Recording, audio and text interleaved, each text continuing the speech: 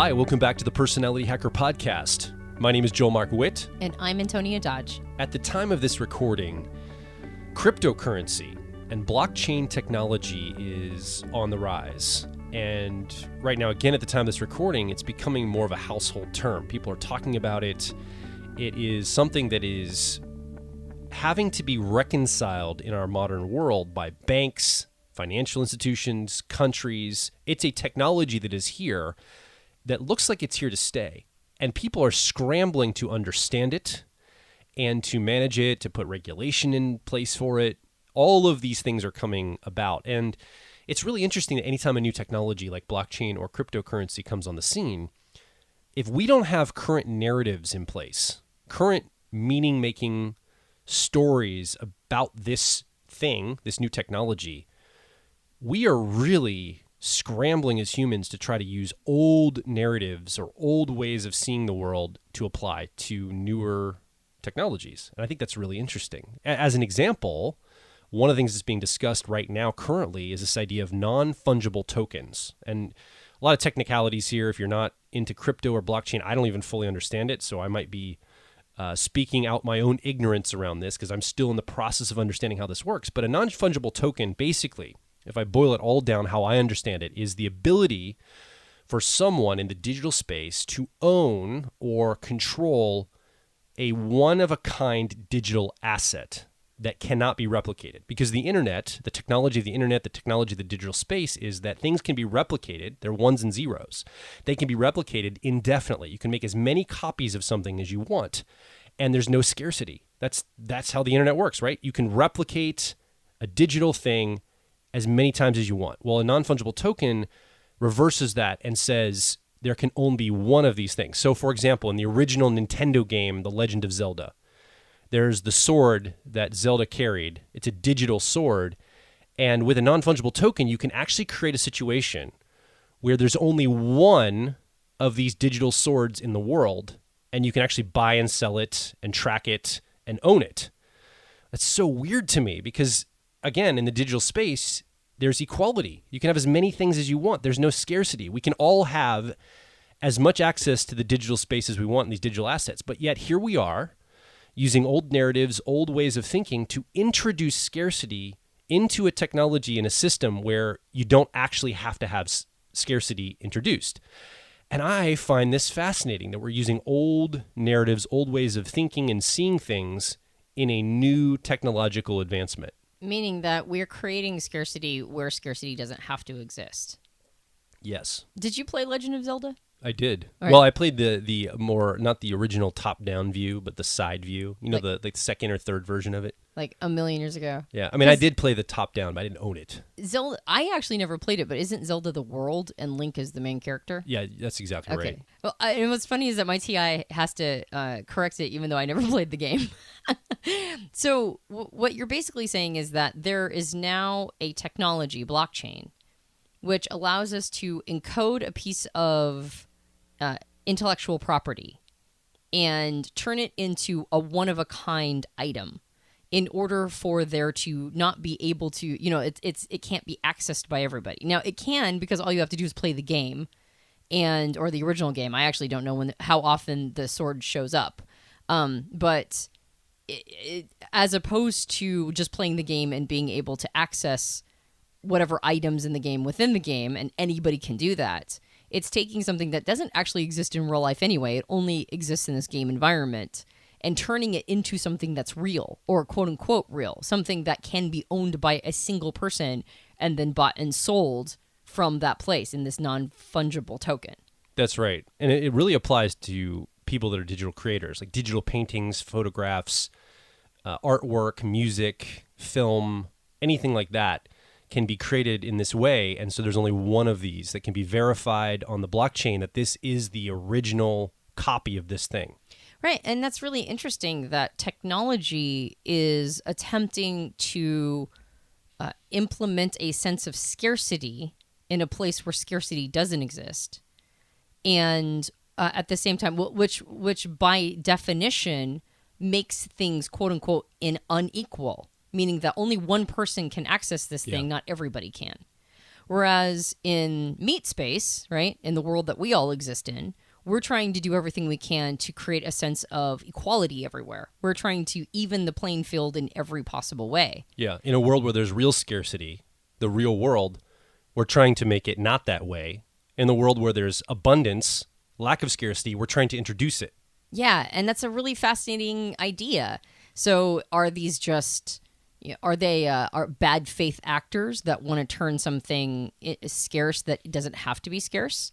Or is this a matter of making sure that we're honoring creators or honoring intellectual property by, in a world where things can be digitally copied a million times, making sure that somebody can own an asset and get the value for the asset that they created as a creator? So that's a really interesting idea. Is that fair or is that not fair? I think one of the reasons this is also being done is it helps verify things like doctored videos or photoshopped photographs. So you can say, did that politician really say that? Is that a fake video? Well, you can verify it on the blockchain that that's a copy of something. That's not the original video. That was slowed down, that was doctored. So this is going to also help us. I think there's an attempt for this to support the fact that there's so much quote unquote fake news or fake information out there. Yeah, and that's also interesting that there's an attempt to encode reality in the digital space, in a space where things are so easy to manipulate. This may be a tool used in the future for verifiability, to encode the original piece of content into blockchain so that when copies are made and manipulated, the original source piece can still be engaged with or interacted with and used as to establish some credibility. So that's a really fascinating tool or application for that tool.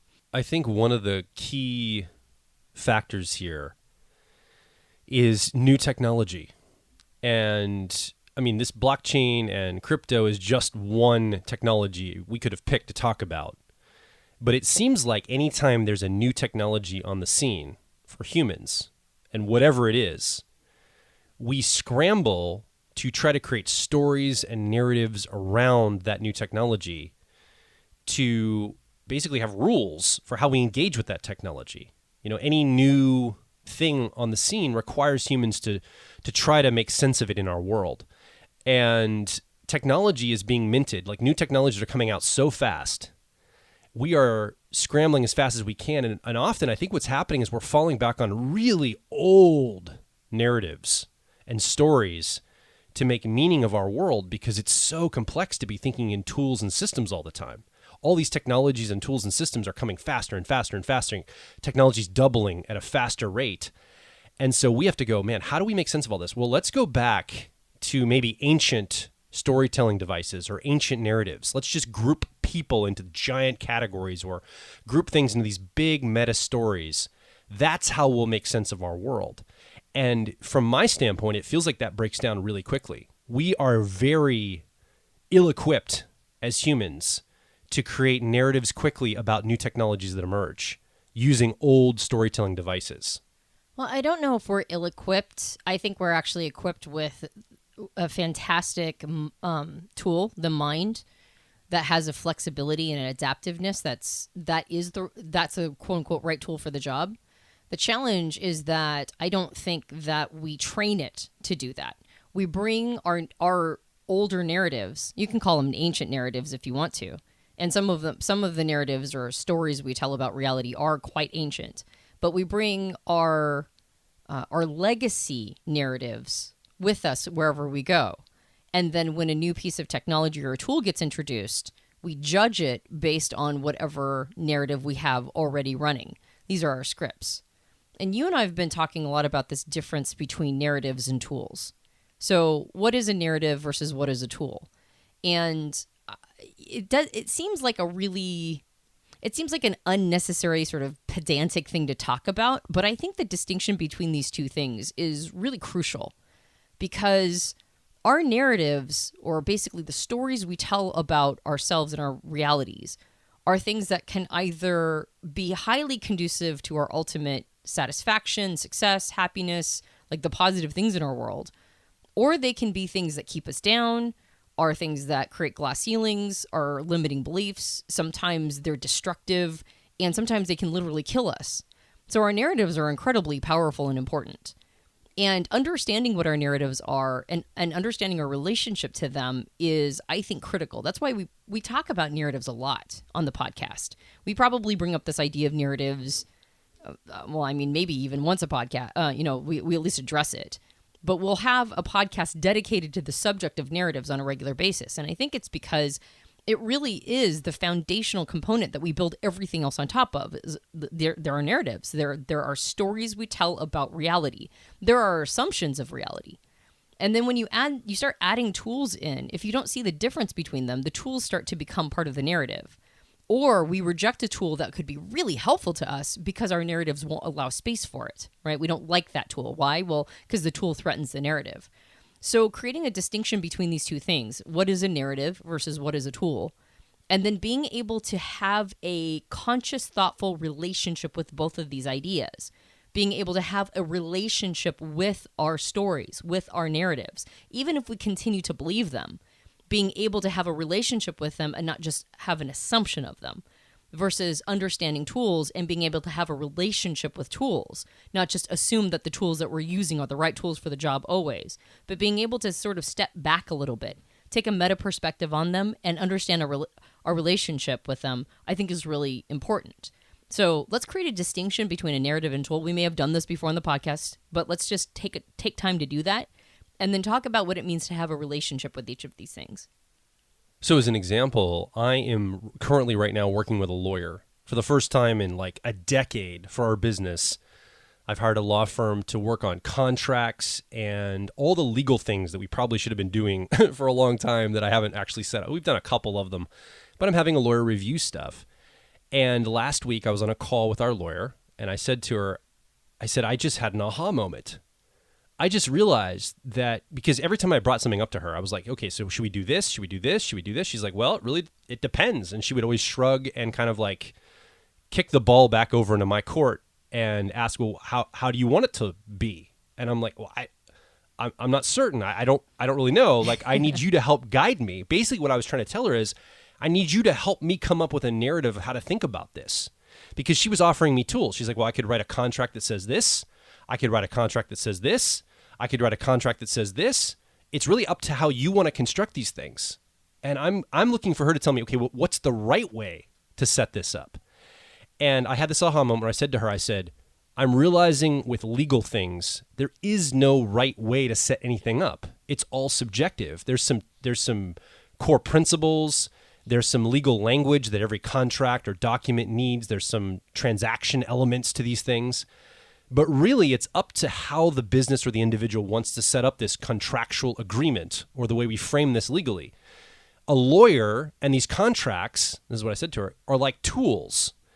And the narrative of what I want to do is what those tools get applied to. So how I want this arrangement, this business arrangement between us and maybe a content creator that's going to publish with Personality Hacker, how we want that set up, I have to tell you the narrative of how I want that to look. Then you as a lawyer draft up the contract to match the narrative I've given you. And it was like this kaboom in my brain that went off. I mean, maybe other people really get this clearly. But for some reason, I had it in my head that lawyers would help me think about the quote-unquote right way to think about something legally. Now, they're going to have their opinion. They're going to have their narratives they bring to the table, and she certainly offered her suggestions and her opinion. But there's no real right way to do it. Even technology we set up in our business, how we send out emails and how we process the business end of things. We have tools that allow us to set up all sorts of technology to help us run our business. And when I call customer support for our content management or our customer management software, where, the email of a customer would live and how they get access to their content and how the transaction happens, they give me 3 or 4 different ways to do the same thing inside the software. And I always ask them, I'm like, well, what's the right way to do it? How should I be thinking about this? They're like, well, it really depends on how you want to set it up and what your goals are in your business. And often it's so frustrating to me because I really want them to give me a narrative answer, not a tool answer. And then every once in a while, I'll call customer service or I'll talk to somebody in a legal profession and they'll tell me, this is how you do it. This is the right way to do it. And they've just decided arbitrarily. They do give me a narrative answer for this. They say, here's how you set it up. And they give me one tool as an option to connect to that. And I go, well, okay. And I actually, weirdly enough, rest into that more than if they've given me lots of options with the tools, because I'm handing myself over to somebody that sounds like they know what they're doing. They've already, quote unquote, done all the thinking around this, is what I'm trusting, right? That they've thought about all the ways to do this, and they picked the best narrative of the quote unquote right way to do this thing. Well, that's actually not always the right way to do it. And if you look at a tools systems-based view of it, they might have picked the worst way to do it that was easy on them. I don't know. And so this is something I think is a very illustrative example of narrative versus tool when you're setting up something legal or you're setting up something technological. And so there's all these different answers people will give you of how to do things. Well, and that's why we construct narratives to begin with. Narratives are meant to simplify our lives. They're meant to take there are shortcut to be able to make decisions without having to look at every single situation entirely contextually. That's the point of narratives. That's why we like them. They simplify everything. One really good, strong narrative for your life, and a good, strong narrative could also be called a paradigm or a belief system. You're talking about in the legal transactions and concepts, you're talking about little mini narratives, a story about the right way to set up a business and all the ways you're going to want to set up the contract. That's like a little mini narrative, but that's a microcosm of a macrocosm, right? That's like a little example of something that we do all the time, which is tell a generalized story about how reality works and then bring that story to every situation so that when we have to make decisions, we just vet it through this story, this narrative, this paradigm about how reality works. And then that helps us, that becomes our litmus test for whether or not to go forward with something or to not go forward. What you're talking about, it's like, well, it kind of depends on your outcome. This is one of the reasons why extroverted thinking or effectiveness types are very good at business, because they have an outcome that they're trying to accomplish. So when they have to create a narrative or choose a tool, they know what their outcomes are. They're very clear on their outcomes. And so they're just grabbing whatever story, narrative, or tool helps them get to that outcome. But the outcome is the ultimate narrative. The narrative is, I want to be creating this thing. I want to be accomplishing this thing, whatever that is. And that becomes their final way of determining whether or not to go forward with something. But you don't always know what your outcome is with that level of specificity. In a business context, you might be able to put a metric to it. I want to be able to make this much amount of revenue in a year, or I want to build my business to, pick a number, right? Like I want to have this many subscribers by the end of the year, or I want to have this many podcasts created, or whatever. So you can assign a number to it, and that becomes your outcome, and then that becomes the thing that you're vetting every decision through. But when it comes to life, it's our end games are a lot more abstract. They're not as specific. I want to die surrounded by loved ones. I want to be happy. I want to be healthy as long as possible. I want to live a life of contribution. I want to have a lot of great relationships.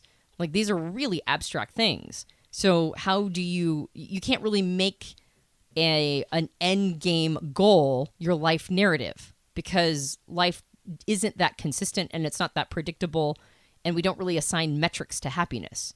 So we choose narratives not based on a specific goal we want. We choose narratives on an abstraction, on what we think, like kind of merging all of these different end games together. And if you look at it through the lens of cognitive functions, Jungian functions, you could take all 4 of the judging functions and say that these are like fundamentally our basic desires for how we want our life to pan out. We want to have honored all 4 of them. Now, each one of us is wired to give preference to one of those 4 as like the ultimate, but we want to hit all of them. Like, I want to be a person who had an impact in my world, who created outcomes that were good, right? So I want my extroverted thinking or effectiveness outcomes to be, one of financial success. And I want it to be an impact I've created in the world where other people knew I existed. And I want to have had a voice, and I want to have made a change. I want to have ameliorated something.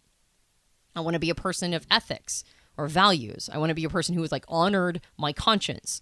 I want my introverted feeling or authenticity needs met in that way. I want to be a person who has positive intent and engaged with people with good intent. I also want to have had a lot of connections and relationships. I want to be a positive influence in my social ecosystem. So I want my extroverted feeling or harmony needs met. But I also want to be a person who is radically honest with myself And I want to be a person who had integrity and showed up with duty and honor in an introverted thinking or accuracy way too. None of these are specific metrics. They're just a sense of something that I want to bring to the world. And so I'm always on the lookout for a narrative that will cover all 4 of these qualifications. And I think most people are. They have stories, narratives, paradigms, and belief systems that they believe will cover all of these bases. And that becomes a general idea of what it means to have lived a good life. Okay, my intuition's getting activated as we talk. I'm thinking about a bunch of different things right now. So let me just start to fire them out and see if we can find the through line here. Thinking about cryptocurrency and the fact that it's really challenging to do anything with crypto. You've got to go find like a crypto, like right now, it is not easy for a basic person to just go buy and sell cryptocurrency. You have to like know what you're doing. You've got to do highly technical things. You got to sign up for digital wallets. The barrier of entry is high. And it reminds me of the automobile when it came out a little bit over 100 years ago. When you bought an automobile when they first came out, it wasn't for the average person. You almost had to have a mechanic on staff or like no one, because they'd break down often. They were difficult to operate. You had to crank them to get them started. They didn't really have a lot of narrative around them. In fact, you didn't know the drive. There were no narratives around how to drive. You would just pull up to like an intersection, honk your horn real loud is basically what you did. And there were accidents, random accidents all the time, no speed limits, no paved roads. There's that old-timey picture of like, there's an old dirt road intersection and there's like 2 old Model T cars that have crashed into each other. And there's literally no other car. Yeah. No other horseless carriage to be seen. And they still managed to crash. And they managed to hit each other. On some like back Texas road somewhere. So back then, there were no narratives of how to drive. There were no rules or stories about what it meant to be an automobile owner. Well, no. Now fast forward, when I was a kid, my grandfather knew how to change his oil. Like he would show me how to change the oil in his car. And he could do basic mechanics. He could open the hood. He could do basic spark plug replacements, oil changes, basic mechanics. He couldn't do like an engine rebuild, but he could do basic things. And I don't know how to do any of that. Like that's nothing that I know. I take it to a mechanic. My narrative is I drive it to a mechanic. This specialist handles this. And that's how I get my car fixed or my oil changed. The tool is Jiffy Lube. Right, yeah. And what I think happened is we actually got really good at building narratives around cars. Now the narrative is I sit in my seat, I stick a key in the engine, and sometimes it's not even a key. Sometimes they have push buttons now. You don't have to use a key. Just push a button, it starts.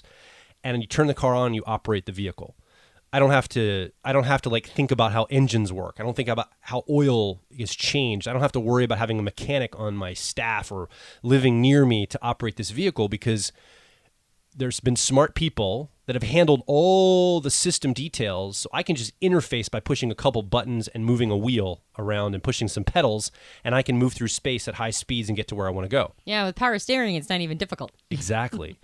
And so I think this is what happens when new technologies come on the scene. They're clunky. There's no narratives around them. We have to figure those things out. But eventually we start to figure out the narratives, and we put smart people build interfaces to make those products and services and technologies more accessible, more democratized for everyone to be able to use. Unfortunately, we create what a friend of mine, Nee, calls black box thinking, meaning there's this black box. If you looked at a car, for example, and you turn your key and you steer the steering wheel, there's a bunch of stuff, systems running that are making all of that happen. But at this point in our world, we don't know what all those systems are. We just stick the key in. We turn the key, it works or it doesn't work. That's all we know. We don't know actually what systemically is happening under the surface. Now, if we study mechanics or engines, we kind of have a glimpse into it. Like some people know, but not everybody. Like I don't really know how an engine works. I mean, I know the basic principles, but not really. And most people don't. Most people just use it, push the buttons that it was designed to do. My washing machine, when I put clothing in it, I don't know how all those mechanisms are working. I don't know how that system works. I just know that this button, I pour soap here, I push this button, and it washes my clothing in a certain amount of time. And I think it's been getting more and more that way in our world. I think over time, we have so many products and services and technologies that we interface with all the time that we have a narrative. We push this button, turn this knob, put this timer on, and this thing magically happens that we have no idea how it happens. And so we've been wiring ourselves more and more as a human race. Even as new technologies are coming on the scene and we don't have narratives for them, we've been wiring ourselves to think in these black box thinking where we just do this on the outside of this black box and all the magic happens inside, and some specialist somewhere knows the system that's running. Unfortunately, I think it damages our minds, or at least it trains our minds in a way that we're not really thinking in systems anymore. We're not thinking about the mechanisms behind how things happen.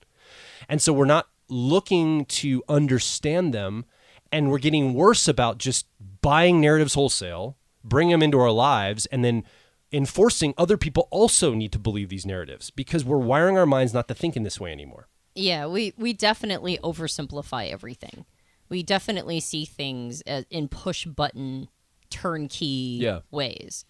And I think the less familiar we are with how tools actually work, then the less familiar we are with how narratives work too. Yeah. Because tools are our access to narratives. Like tools, the difference between a narrative and a tool is that a narrative follows you. It's basically the lens through which you see all of reality, and it's an assumption. It's like assumptive thinking. You enter a space carrying your narratives with you and judging everything around you through the lens of this narrative. It's your story about how reality works. And narratives, we listed like probably 5 or 6 different things that narratives do for us. They help us organize our world. They help us determine what information we're going to take in and what information we're going to reject. They help us predict outcomes. That's fundamentally the purpose of a narrative. They give us meaning and implication. Like, narratives are incredibly important, and there's no way we're going to get rid of them anytime soon.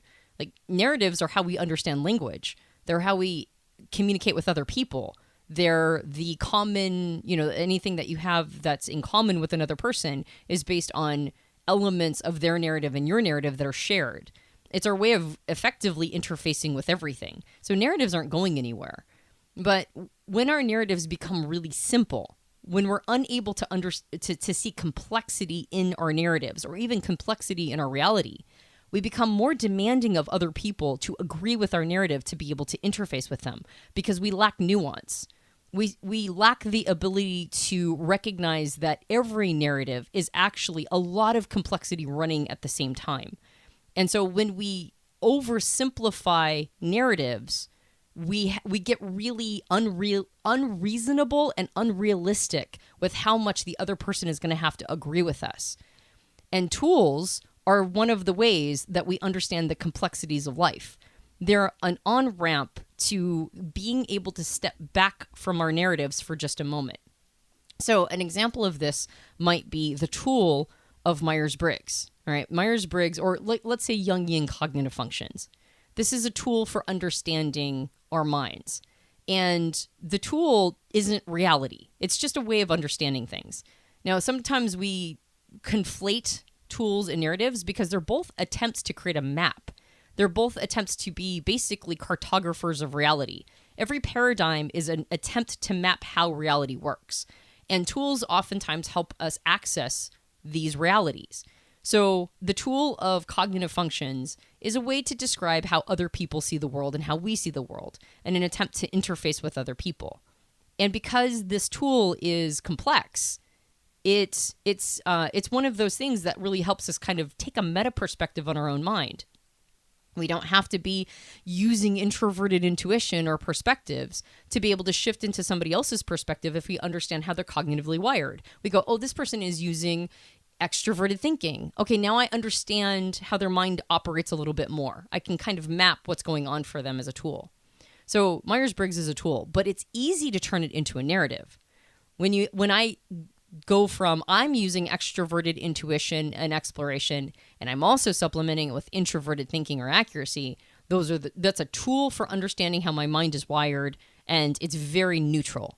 But when I go to I am an ENTP, I define myself by these functions. I define myself by being an ENTP, and I'm going to carry that into every engagement or interaction I have. Now a tool has become a narrative. They're both attempts to map reality. They're both attempts to understand what's really going on here. But the tool of using extroverted intuition, exploration, and introverted thinking accuracy, the tool of it means I can let that tool go anytime I want to. Right? I can pick it up when it's relevant. I can let it go when it's not. But when I start to create an identity around it, when I turn it into a meaning-making prediction setting implication reality. I am an ENTP. Suddenly I don't have as much flexibility with it. Now it's something that is sticky. It's with me everywhere I go. It's something I bring into an interaction. If I act poorly, I might blame being an ENTP for my actions. If I act well, or if I do something successful, I might credit my personality type for why I was so good at that. It's now more than just an idea. Now it's a worldview. It's a way that I'm engaging with reality. And so when we don't understand the complexities, or when we don't use tools as on-ramps to understand these stories and narratives, when we don't get a little bit of space from all of them, then what ends up happening is we merge who we are with these thoughts. We do that thing where we believe everything we think. We believe everything we feel. We merge with our roles in society. We merge with our careers and the role we have in our occupation. We start merging our identities with all of these things, which is number one, inaccurate, and number two, an oversimplification of how everything works. So if somebody comes with a different mindset, a different paradigm or perspective, a different worldview, and we rub up against them and they're not agreeing with our thoughts, our maps, our paradigms, our tools, now we get offended. Now we think that they're in the wrong, right? We can't just take a step back and go, oh, they're working with different meaning-making tools. They're working with different map sets. Now suddenly it's a personal affront to us because we've merged with all of these ideas and all these concepts, and we've conflated them with who we are. We've conflated them, but they're not just ways of looking at life. They are life. They're us. And at that point, now, not only have we oversimplified life, but we've also merged with these oversimplifications, and then we take everything personally.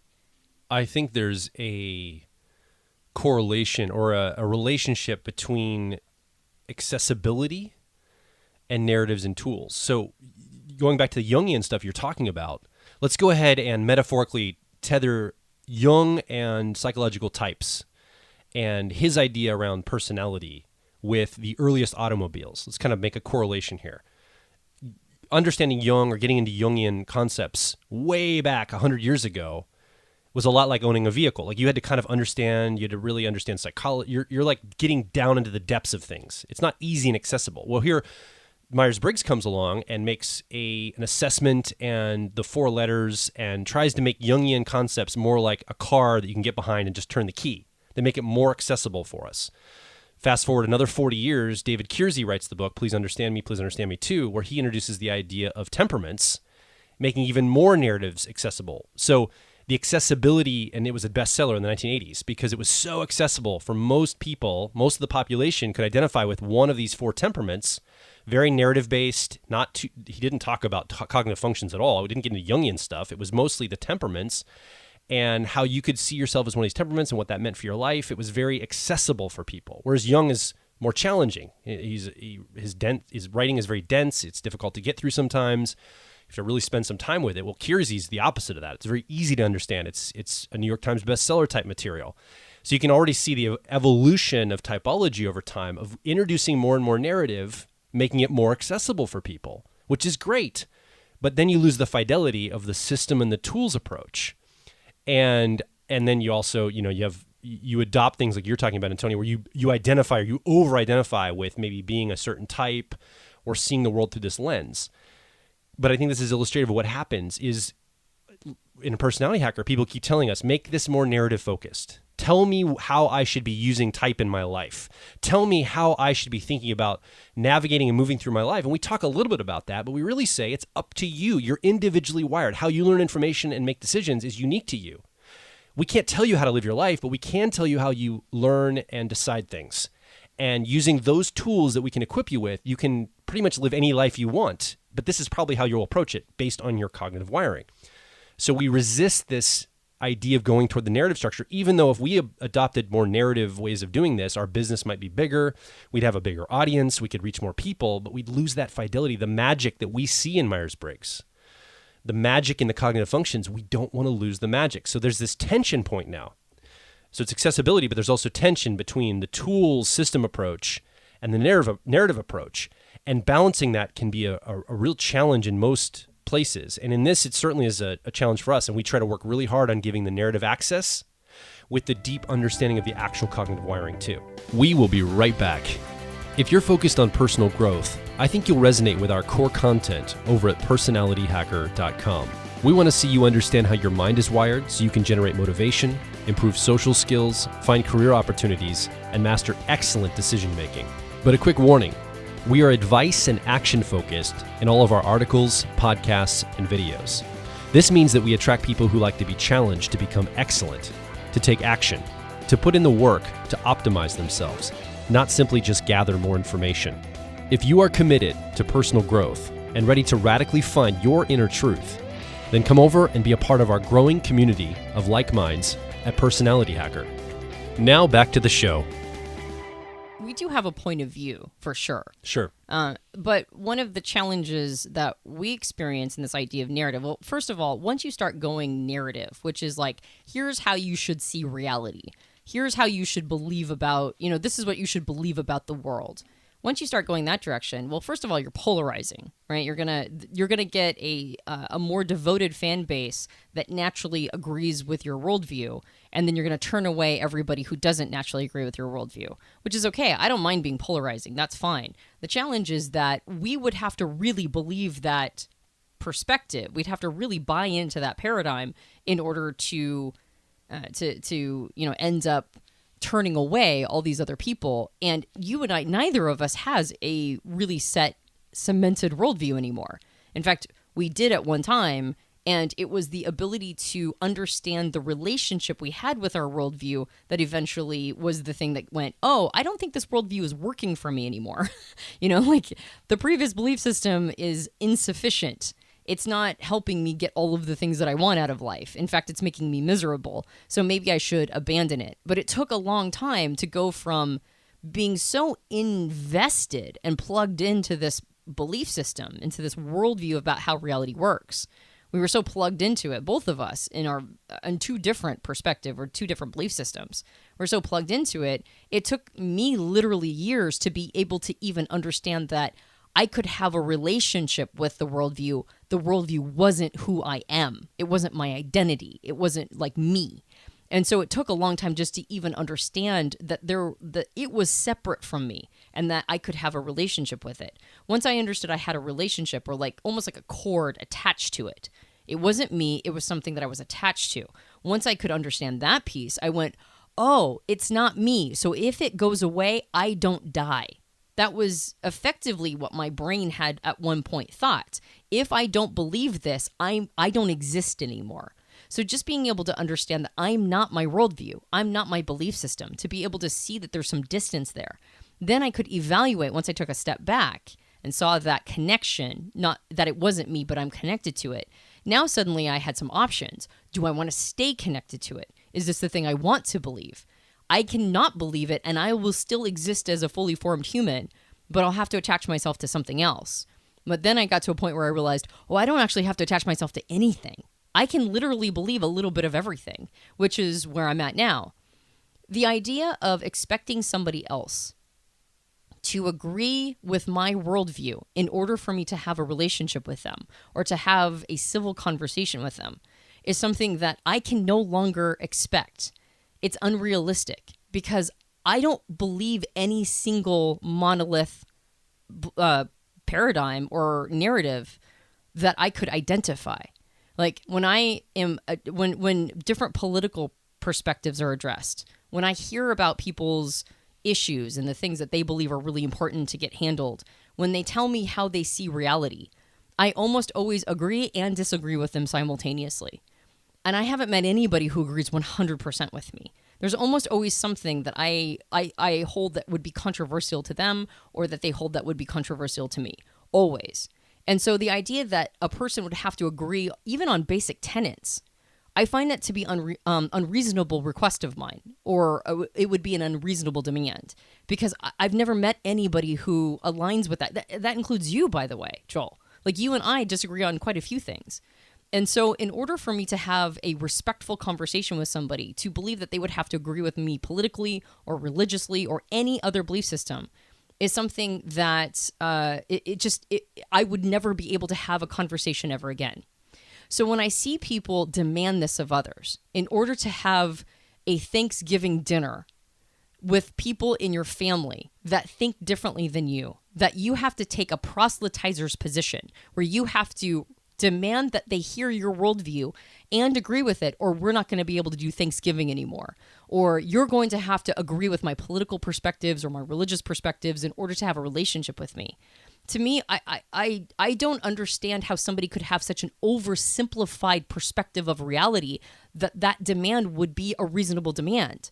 Like, how do you not have a little bit of everything in all of your, in your paradigm repertoire? Now, I'm not saying that, and that's, of course, my narrative. My narrative goes, how is your narrative so cut and dry and so easy to match up with other human beings that you can find somebody that 100% agrees with you or agrees with you enough to be able to have a relationship with them? But that's my point of view. That's my narrative. My narrative is that it's a potpourri of ideas. But I think really the important thing here is to go, if you are over-identified with your worldview, if you're so identified with your worldview or your belief system or paradigm that you're demanding others meet you there in order to have a relationship with them, then you might need to take a little bit of a step back. You might need to stop identifying so much with what you believe. You're believing everything you think. You're believing everything you feel. Step back and see that these things are not you. They're not your identity. You have a tether to them. You have a relationship to them. They aren't you. And when you can do that, you can go, oh, well, first of all, if somebody doesn't agree with me or my worldview, it doesn't mean that they disagree with me as a human, right? And even if you have a lot of your own personal conscience wrapped up in it, even if you have a lot of your ethics and values and morals wrapped up in your worldview, it's still not you, right? And you still have distance between you and your belief systems. So when you see that distance, now you can take a meta perspective on this belief system, and now you can look at it in its components. You don't have to take it as a monolith. You don't have to take it part and parcel, right? Like, you can look at it and go, I'm going to keep this. I'm going to get rid of this. I'm going to keep this. I'm going to get rid of this. Or maybe just completely abandon it, or maybe completely agree with it. But you have some options now. And so when somebody disagrees, you recognize, oh, they did that with theirs. Like, they're now looking at their perspective or their belief system, and they're just trying to work it out on their end as well. When you've got two people who cannot have a civil conversation with each other when they disagree, it simply means that they're actually both in the same position. This is why people say that two people on different sides of political aisles that go after each other are actually the same, quote unquote. What they're the same in is that they both believe that their paradigm or perspective is them. That's how they're the same. They're the same in that they are over-identified with their beliefs. They both believe everything they think. They both believe everything they feel. And in that way, they're showing up as basically photo-negatives of each other. They're the same. They're just the two polarity opposites of the same. They're two sides of the same coin. And so in order to be able to deconstruct your narratives enough to not just be that person, the person who's massively over-identified and unable to see complex intricacies, unable to see nuances, unable to see all of these different elements that get brought into a more comprehensive map of reality, because reality is complex. Reality is filled with contradictions. It's filled with things that literally cannot be reconciled. It's filled with things that are true in one moment and false in the next moment. So to be able to have an accurate map of reality, you have to be able to fold in all of these complexities. So if you have such a simple monolith belief system that you're unable to interface with another person unless they agree with you on all of these components, then that means that your map is not an accurate representation of reality. And to demand that another person match your very oversimplified map, I think that that's really one of the challenges that we're running into in society in general, is this demand that other people meet us on our inaccurate map exactly, or we won't meet them at all. And so I think tools are a really important thing to start engaging with. These neutral, meaningless, or not meaningless, but like they don't have meaning wrapped up in them, things that help us access our worldviews and be able to see them from a meta perspective, from a little bit of distance, so that we can engage with other people, so that we can have real conversations and maybe even, I don't know, get it to problem solving as opposed to hammering each other, hitting each other over the head with demands that everybody see the world the way that we see the world. I do think this might be more of a modern challenge, though, with that idea of black box thinking. Everybody's always had narratives. Like, we've always had these playing into our world up till now. Like, all of human history, we've had narratives to try to make sense of the world.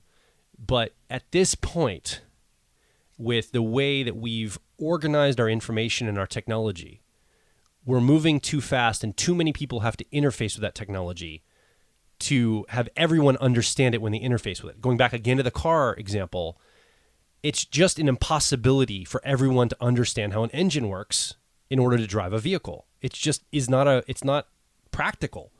You have to be able to operate this vehicle without understanding how it works or understanding how to do anything with it. So we're reliant more on specialists to help us do things in the world, to create these little black boxes that we interface with, because the world's too complex. There's just too many moving parts. I don't go to a well and draw my own water. I rely on a city, municipality, to produce and clean that water and send it to my house in a pipe. So I don't know how it happens. I don't know how it works. Back if I had a farm where I was drawing water of a well, I would know how to get the water. I would be able to like dip it out in a bucket. Like, I'm doing it all myself. I know how it works. I know where it comes from. I know when that well runs dry. I'm watching the water levels. So the sustainability of getting rain in time is all on my radar. I'm thinking about it. Like, I'm thinking about all the systems that give me that fresh water.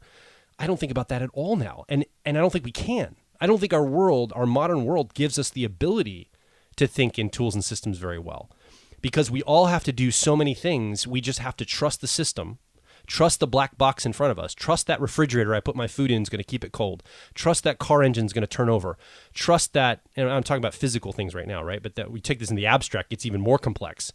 I have to trust that school will educate my kids. I have to trust that this system, black box, whatever, fill in the blank, will work at the other end without actually knowing how it works. It's causing us as humans to not think in terms of systems or tools anymore. We're just thinking in terms of, what do I have to do to make this black box work? Push button A, push button B, turn the knob, wait an hour, done. And I think it's actually harming our ability to think deeply and create sustainable solutions going forward. Now, some people naturally think in systems. They're all the PC users of the world, right? They want to customize the PC endlessly. They don't buy a Mac because the Mac's too narrative focused. It forces you to do things in the narrative that Steve Jobs way back in the day set up for you.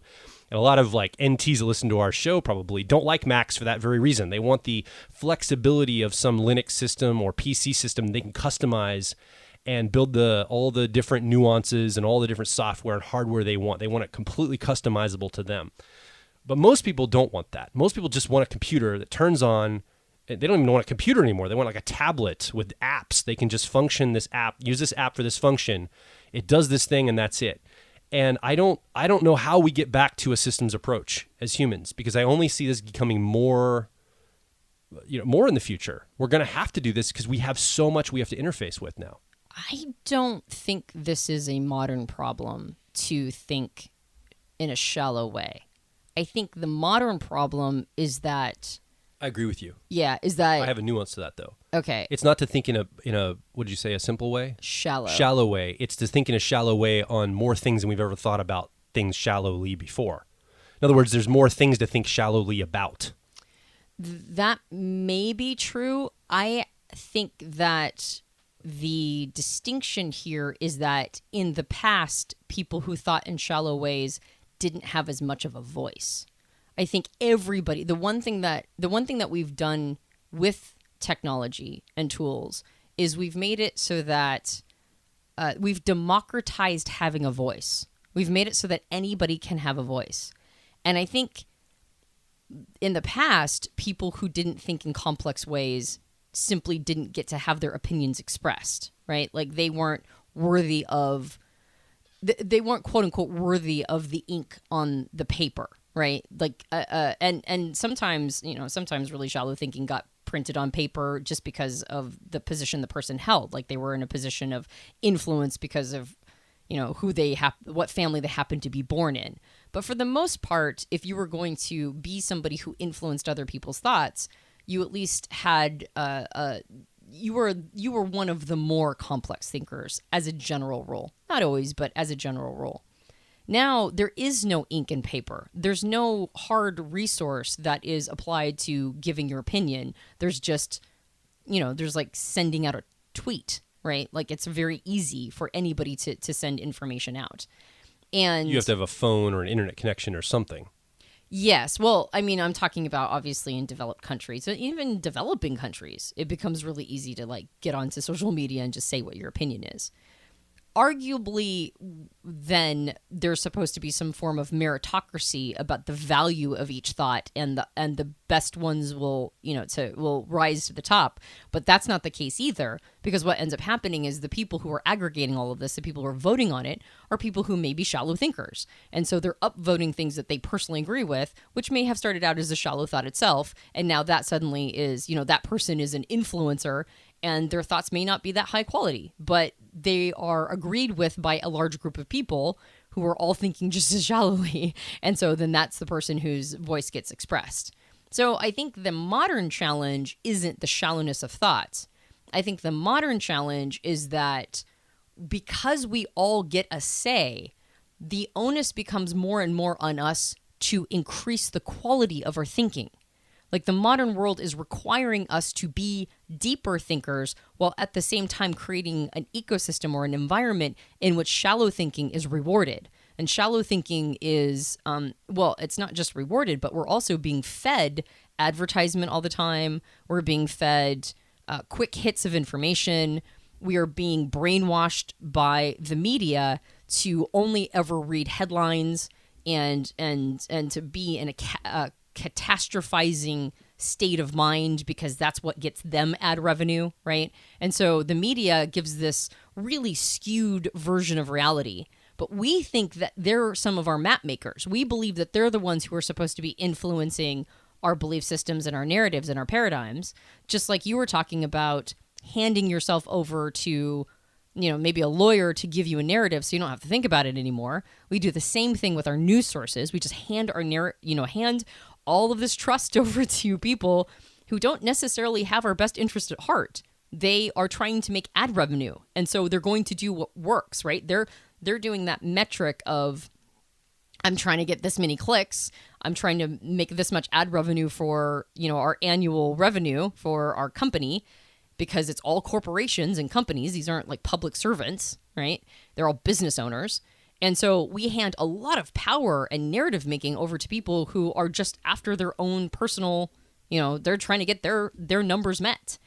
So in a lot of ways, we live in a synthetic world. We live in a world that's highly curated through other people trying to get their personal ends, accomplished. And they get to somehow set the tone for how huge groups of people think. I see this not only in the media, I also see it in academia, right? Academia pumps out, basically academia used to be a place of scholarship where it was primarily trying to teach people how to think. Now we see over the last 30 to 50 years, more and more insistence on what to think, right? And so they're effectively setting narratives. Schools, academics should not be setting narratives for anybody. They should be tool-based, 100%. Here's how to think. Here are the tools you use on how to think. And I'm not going to tell you what my worldview is at all, because my worldview is irrelevant. How I see the world, how I see it set up, how I think it should be, all of that is irrelevant. You, bright young mind, here is a bunch of tools for you to be able to determine how the world works on your own. And I'm not going to influence that. But academia, just like the media, stopped being about tools and started being about narratives. And so they started applying their narratives. And who better to brainwash, basically, or hand over a mind than somebody who's very impressionable and trying to create a distinction from themselves and their family. And so I'm gonna go out into the world and make my own idea of or set my own perspective or paradigm. And so somebody at that age, 18 to 22, is very ripe for not making elevated moves, not transcendent moves, but lateral moves, basically. And I'm not saying everybody in academia is doing this. There's plenty of colleges and universities and professors that aren't doing this. But there's enough so that there's a reason to be skeptical. There's a reason to be skeptical, not only of the news media, but also academia. Any place that is trying to set the narrative for how reality works should be something that is held loosely. You should have like a little bit, you should see a relationship to it. And again, that's where the distinction between narratives and tools comes in. Tools are not about how reality works. Tools are a way to engage with reality. It's a way to be able to interface with it. It's not the map. It's a way to be able to engage with the map. And by the way, that's part of my narrative. My narrative is I see these other people casting narratives, and I go, oh, be skeptical of their narratives. But that's my point of view. That's my narrative, right? And anybody who's listening to this podcast, I'm influencing as well. So I'm basically doing the exact same thing. I'm just broadcasting it as opposed to going, well, I guess in some ways, sometimes I charge for the service, but in the podcast, I'm just effectively broadcasting my narrative, which is a skepticism about narratives. So even I'm doing it. I think most people understand what you said about this idea of we need deeper thinking in our world. We can't use surface thinking. And I would say that most people, though, don't go meta on their own narrative to do that. They say, I need more nuanced thinking in my own narrative from the start. So what they do is they get really good at making all the theological distinctions inside the narrative they already believe. They don't actually expand outside the narrative. They just get really good at being an apologist for their belief structure. And I think that's what people interpret, I got to be a deeper thinker about this. So if I'm a Christian, I got to be really clear on why I'm a Christian, how I can combat atheists, how I can talk about the existence of God, have proof for it, all the apologies that would come with that, rather than going, wait a minute here. Maybe I should expand just beyond this narrative and see from a meta perspective how narratives work in general. And Christianity is just one of these narrative structures or belief structures I could take on. But the funny thing about narratives is built into them is the demonization of other narratives laterally. So it's so interesting. It's your truth versus my truth built into the narrative structure to begin with. So to break free from that is so challenging, because to break free from that, the narrative tells you that you are betraying the narrative if you go meta. If you try to see outside of it, if you just try to get a different perspective, just the perspective alone is going against the belief narrative in the first place. And so they're so insidious and they hold us so tight because it's got a safety mechanism built into it.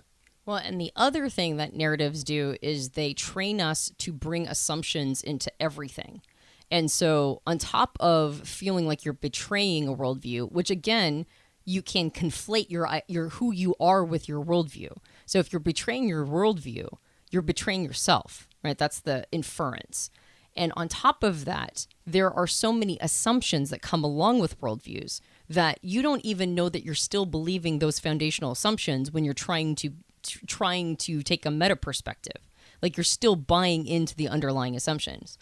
This is the concept, this idea of awakening, or the idea of leaving Plato's allegory of the cave, or this idea of being woke, right? The whole concept is that you're supposed to have woken up from this assumption about how reality works, woken up from whatever is the puppet show going on in front of you and going, oh, I know how it actually works. I've seen it. I now know what's going on. The challenge is that there's really no leaving a cave, right? There's just going from one cave to the next for the most part. There's a series of lateral moves usually that happens. Once you become woke and you're like, well, I now see all the problems in the system. The challenge is that you usually go from that perspective to one of something that has equal fervor, something that is just as assumptive, right? There's like a bunch of ideas woven into, say, and I don't think people who are of this paradigm like the concept of woke anymore, or the idea of woke. So I'm just using it as a word that I think is understandable or understood by most people, even if somebody who is this might not like the word woke or identify with it. But I don't actually know what the name is for that person, so I'm just saying the word woke. But the idea of being woke is this idea that now I'm taking a meta perspective on how this all works. Now I see all of these, challenges in the system. The problem is that you're still making the same assumptions. you're still going with the same premise, right? You're still kind of in that same system. You're just seeing it from a different lens or a different perspective. What if you got even more outside of that system? What if you stopped having any of these assumptions, right? Maybe it has nothing to do with the system, or maybe it has to do with the system in a different way, right? It's just being able to let go of beloved beliefs you're emotionally attached to. Again, believing everything you think or believing everything you feel. And so being able to have that distance and see the relationship you have to your belief systems, that you're one rung out. You should not conflate yourself with this belief. And we started this out in kind of a funny way. I was thinking that probably was maybe even a little confusing. Why did we start talking about Bitcoin and blockchain? And eventually we're now at this idea of narratives. And I think it's because as you mentioned, Joel, every time a new tool or technology is introduced, particularly if it's disruptive, the tool itself has no narrative to it. So it has a narrative vacuum. It needs narratives in order for them to be useful for most people. That's how we access these tools. Now, tools can either be used to understand narratives, or they can be incorporated into narratives. But tools themselves, sometimes we have difficulty using them unless we have we understand how they fit into our worldview. And something like blockchain technology, which appears to be quite disruptive, because it in and of itself has no narrative, it leaves a narrative vacuum. So now there's a rush of narratives. Now there's a rush of this is great, that's the way of the future, or it's going to destroy everything and we need to stay with what we had before. Or maybe we try to understand it through the lens of the way we see the monetary system already, which is fiat. And we don't even know that we're thinking in fiat. We might not even know what the word fiat means, which is basically money that has no backing to it. It's just an imaginary monetary system that we're all pretending is true, right? And we don't even know that we're pretending it's true. We might go, oh yeah, I guess this little green piece of paper isn't really a value, right? That's fiat. So we take that idea and we try to apply that narrative or that perspective of how reality works onto blockchain or onto Bitcoin. And then we struggle to understand what blockchain is because it doesn't fit into that narrative. So anytime a disruptive technology is introduced, there's a narrative vacuum that we all, a bunch of pundits come in and rush in to try to say what it all means and its implications. And we use it to try to predict the future, which of course is one of the reasons why we have narratives to begin with, is because we're trying to order our world and predict outcomes. And so in a world where technologies are created so fast and so rapidly and alter our worlds and disrupt things so quickly, it means that we're in a time period of it kind of makes me think of that scripture in James back in my old religious days about the ship in the storm that's kind of being pushed back and forth. I think it's the first chapter of James. And the entire purpose of that was you need to be steady in your belief system. If you don't have basically the admonition is if you don't have a strong narrative, you're going to be like a ship in a storm. The challenge is that we're in a time period in history where things are changing so quickly on us. It's almost impossible to keep a single narrative. It's like everything is batting us around. And so one of the reasons why people get more and more insistent on a simple way of seeing reality and insisting that other people agree with them is because I think they're actually just trying to orient themselves. They're just trying to not feel like they're being batted around so much. It's really disorienting to have your narratives constantly be scrutinized and people constantly be coming at them. And my gosh, life is just so exhausting already. You and I our lives are basically built around our ability to talk about these things with each other and with people on podcasts and in other programs. And even we get overwhelmed by how complex life is and how complex all these narratives are. So I can imagine working a 40-hour work week and just wanting to come home and just chill out and watch television. And after you've worked all day and maybe fed your family and played with your kids and got their homework done and all this stuff and how complex life is, it's the last thing you want to do is go, what's my relationship to my worldview and what's my relationship to my paradigm? Nobody wants to really think about that. And so when you run into somebody who disagrees with you and now suddenly you have to defend how you see reality and defend how everything works. And then they say something that triggers you because you don't know that your worldview isn't you. And now you're offended. And now you're you have the onus is on you to not be offended and try to find common ground. It's oh my gosh, that's all so exhausting. how about I just surround myself with people who think like me? How about I just go into echo chambers? That seems like it would be nice. And how about I just not have those conversations at Thanksgiving, not by saying we're not going to talk about politics and religion, but by demanding everybody agree with me on my politics and religion. That just makes life nice and simple. The challenge is that the future is going to require more of us if we're not going to be basically at each other's throats all the time. We're going to have to be more complex thinkers, and we're going to have to somehow open up some psychological real estate, open up a little bit of space for us to not be so attached to these things, not over-identified with our worldviews, to be able to understand these relationships. And if not everybody can do it, and when I say the future is going to require everyone to do that, I actually don't mean everyone. I actually mean a tipping point.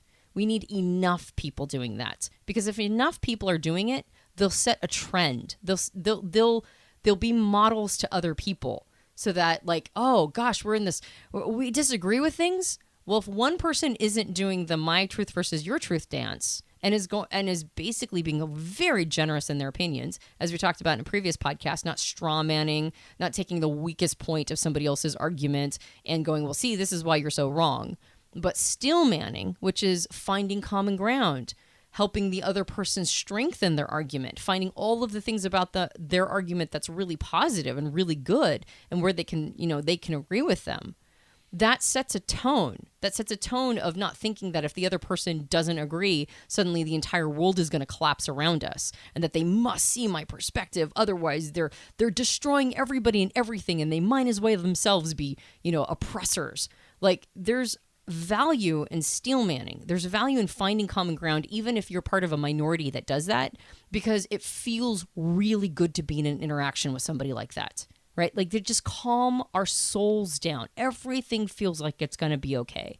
And then you actually do find common ground. You find all these things in which you agree, which most people, unless they're sociopaths, do agree on basic tenets. We want our children to be healthy and happy. We want things to be good and positive. We start getting into things like problem solving. So I think the reason why this whole idea of narratives and tools is so important is that we're in a time period where we almost can't see our narratives or tools clearly. We're so over-identified with them. So being able to take a step back and do the hard work and model that for other people, that is going to be one of the most important services that we provide to other people going down the line. I have a much more challenging view of this. I think I agree with you that most people won't be able to or won't want to examine all these things. I think they're going to want to interact with those black boxes. They're going to want to just push the button and have the thing happen. That means that the people building those black boxes need to put a lot of thought into what these will do for our society, and now's the time to adjust those. Now's the time we have, because if we start to encode things in these black boxes that we're setting up for the future, because things are going to get more efficient, more abstract, and less understood, that if we don't set these up in a thoughtful way, there could be a lot of challenge. One, we get really dumb idiocracy, and we just push buttons and things happen or they don't happen, and we're very dependent on the systems around us. We don't know how anything works, so we're slaves to every system, every smart home we live in, every self-driving car. We don't do anything for ourselves. All these systems around us do it for us. And we're just basically going through life with systems just living our lives for us. That's one bleak outlook I could see. The other is that we try to break systems because we don't want that to happen, which I think is a little bit of what I might see now. It almost seems like some younger people are destroying systems around them because they're trying to ensure they don't get encoded with certain ways of doing stuff. They don't want these black boxes to become permanent. So they're trying to be very disruptive right now, but it's causing a bunch of other problems for us. And no one's really thinking in terms of the building blocks of these. We're all still thinking in narratives as we're breaking things or trying to set things up. It's all about efficiency and what will, make money or get attention or whatever. And it feels to me the quality of everything's going down because of it. And this is very challenging. So I think now's the time for us as humans to begin switching out of narrative thought into systems thinking. But how do you do that? How do you get out of that? And just one more example of this, when our daughter Piper was learning karate, she kind of thought of it in a narrative fashion at first. Like, she's like, hey, Dad, let me try my karate move on you. Come attack me, and I'm going to defend myself. So I try to attack her, and she goes, you're not doing it right. You need to punch me this direction because I know how to block you if you punch me this direction. If you don't do exactly this attack, I don't know how to block you yet because she's still learning the process. She's only 8 years old. So she's approaching it from a narrative standpoint. But eventually, as she becomes more mature, she's going to have a principle understanding of karate and martial arts.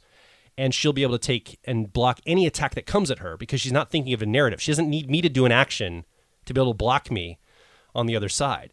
And this kind of thinking is infecting us so much. We need people to interface with us and how we know how to, quote unquote, block them karate-wise.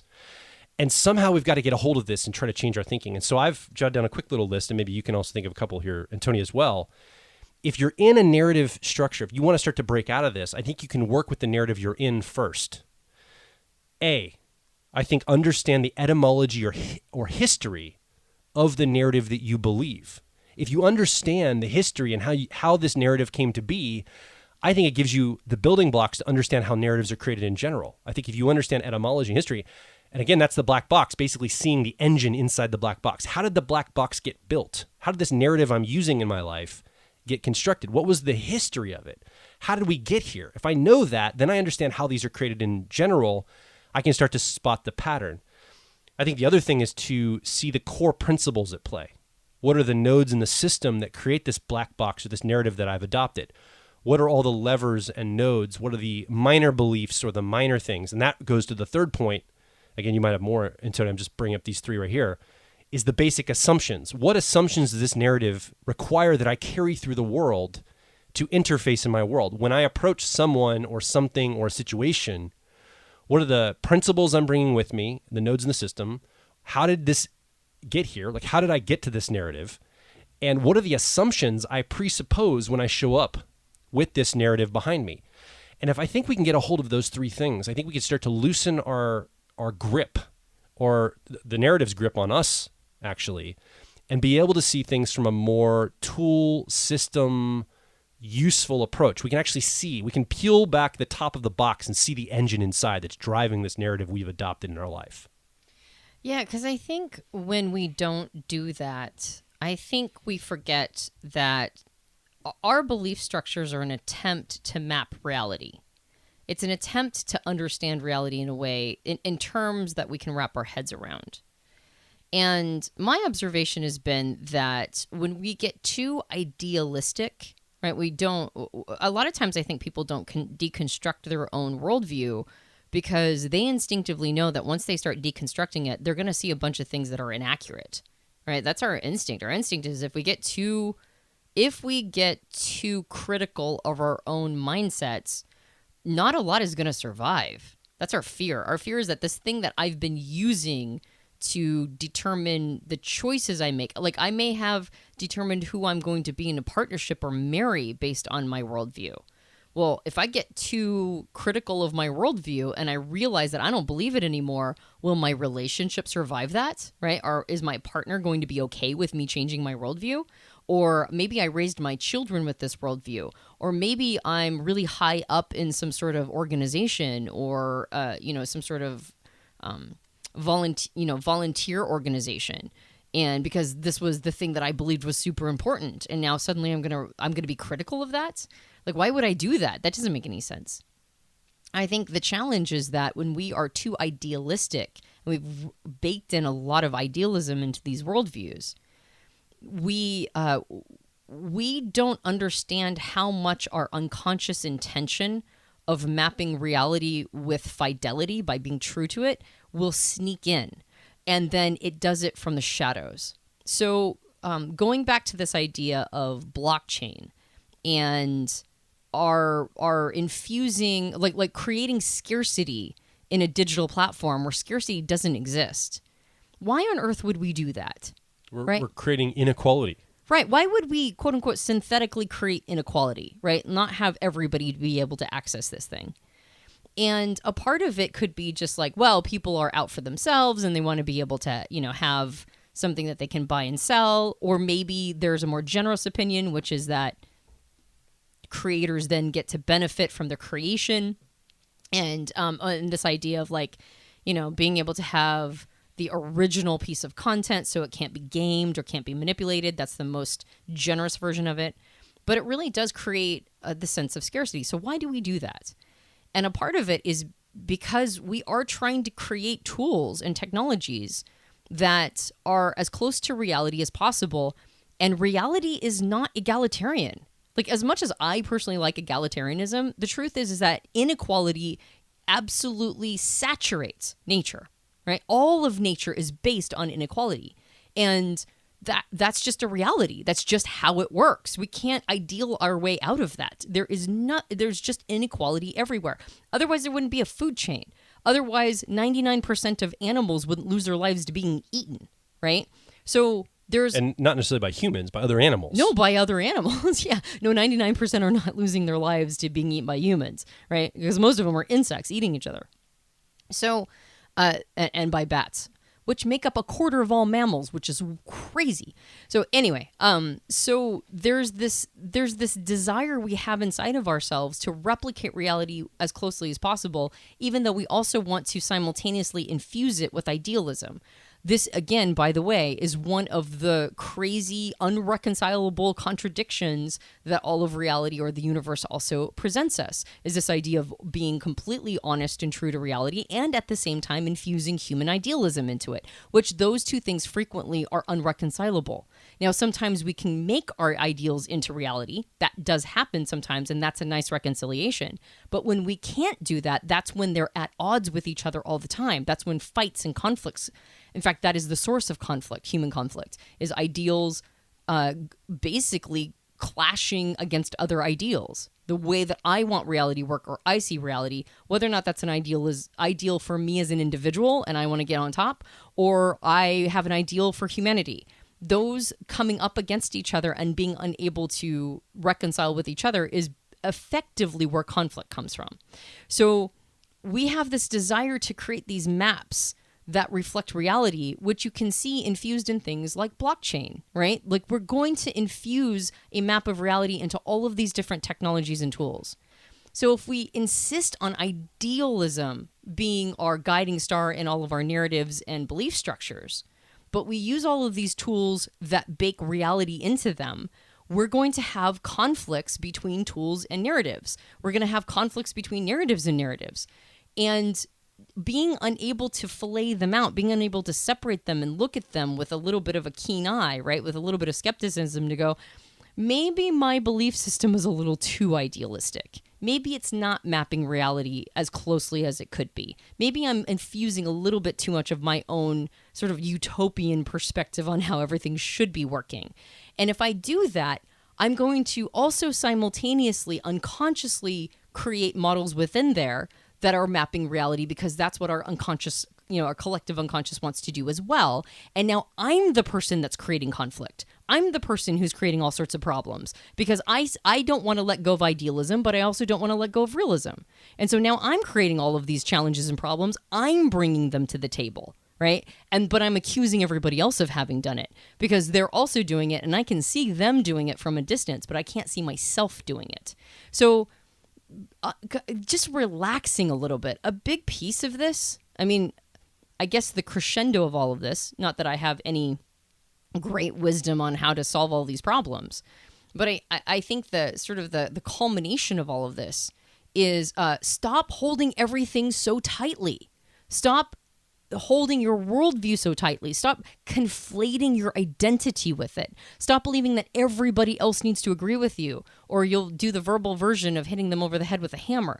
Stop insisting everybody see reality the way that you do, and calling them terrible names if they don't. Calling them awful, like all of these ad hominem attacks that happen to each other for each other's arguments. Calling them all sorts of horrible derogatory names, whether or not they're curse names or just like basically like a bunch of is, right? I mean, phrases like racist and sexist have almost lost all meaning to me at this point because they're thrown around so cavalierly, right? Like in moments when it's really not warranted at all, but it just rolls off people's tongues now. No big deal.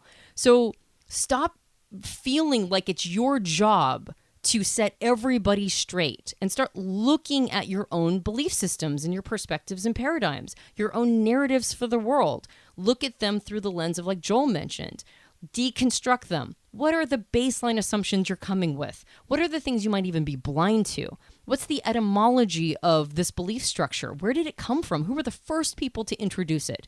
Where were they coming from when they introduced it?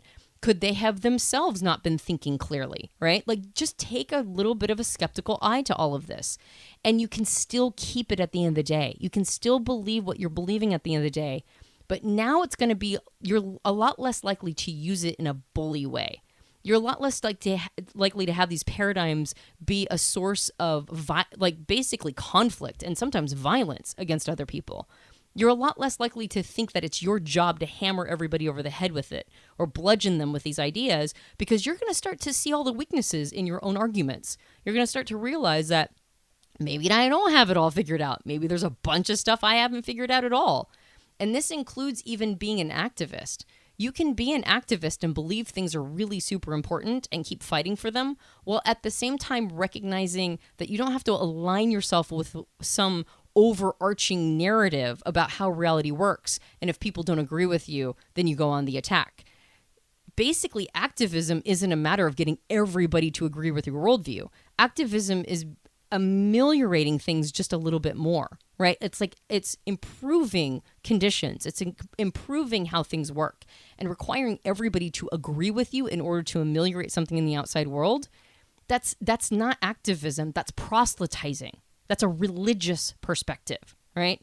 And not to say that religion is wrong, but you can always tell a proselytizer, right? Most people don't want them coming to their door. And so there's a reason for that, all right? And so holding some of these loosely, not being so attached to them, not being so identified with them, being a little bit more open, being a little bit more critical of the perspective you're coming from, being willing to steelman somebody else's argument. All of these things, I think, are really ways to move the needle forward, and not just keep generating the same destructive conflicts over and over. So if you can track the etymology or history of your narrative, I think that can be powerful.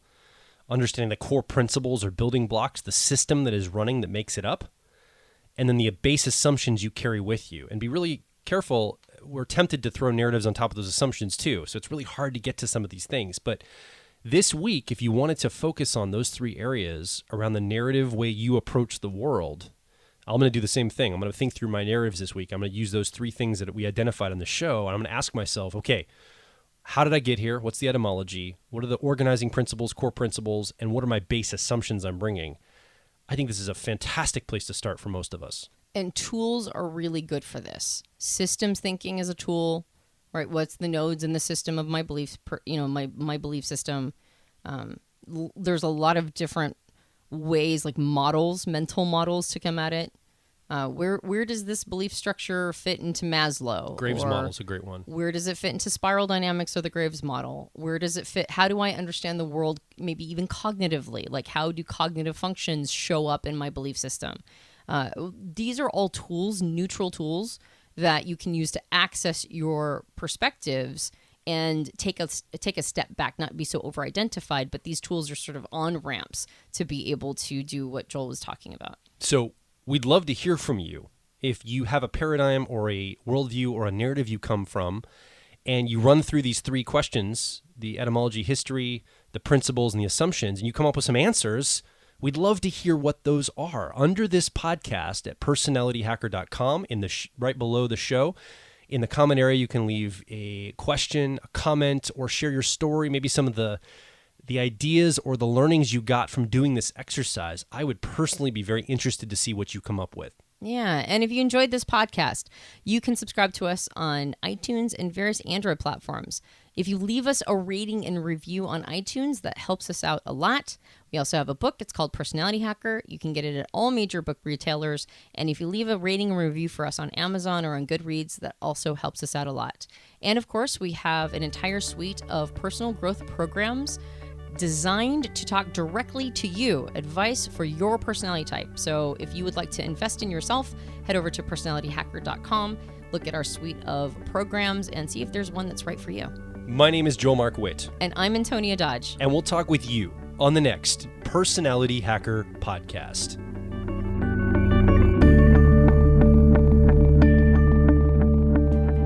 If you're focused on personal growth, I think you'll resonate with our core content over at personalityhacker.com. We want to see you understand how your mind is wired so you can generate motivation, improve social skills, find career opportunities, and master excellent decision making. But a quick warning, we are advice and action focused in all of our articles, podcasts, and videos. This means that we attract people who like to be challenged to become excellent, to take action, to put in the work to optimize themselves, not simply just gather more information. If you are committed to personal growth and ready to radically find your inner truth, then come over and be a part of our growing community of like minds at Personality Hacker.